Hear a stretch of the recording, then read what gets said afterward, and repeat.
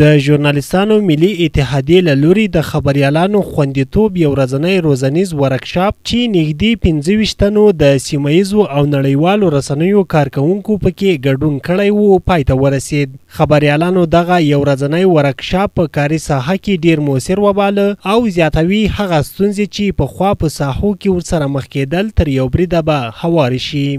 په دغه پروګرام کې د خبریالانو لپاره په کاري ساحه کې هغه مهم او اساسي ټکي چې د خبریالانو لپاره فزیکي او رواني خوندیتوب د دې برخه کې ټریننګ ورکړل شو. خو په آینده کې نور داسې ورکشاپونه ترې غواړو چې خوست ته یې راوړي او خوست خلکو ته او خبریالانو ته ډېر مفید تمام شي. هغه څه مو زده کړل چې په ساحه کې په کور کېږي او د ډېرو شیانو موږ هغه استفاده یا کوم څه چې زده نه مؤثر وای موږ یې پوره ډېر او رواني او فزیکي حالتونه مو زده کړل او په څنګ کې سره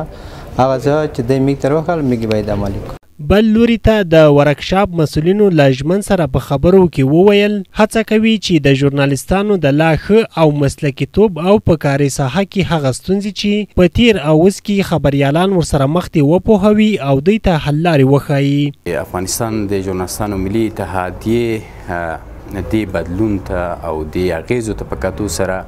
هڅې پیل کړي تر څو د خبریالانو د ظرفیت لوړولو دپاره پروګرامونه ترسره کړي چې خوشبختانه په دې وروستیو کې تقریبا لسو زیاتو ولایتونو کې د خبریانو لپاره ورکشاپونه ترسره شول. په افغانستان کې له 2001 میلادي کال څخه تر ننه پورې په جګړو، کاري چاپیریال او په چاودنو کې لسګونه خبریالان وژل شوي او د ډیرو حکومتي ادارو له لوري په دې خاطر شکنجه شوي چې دوی د اداري فساد پر وړاندې ولس ته د دوی منفي کړنې افشا کړې.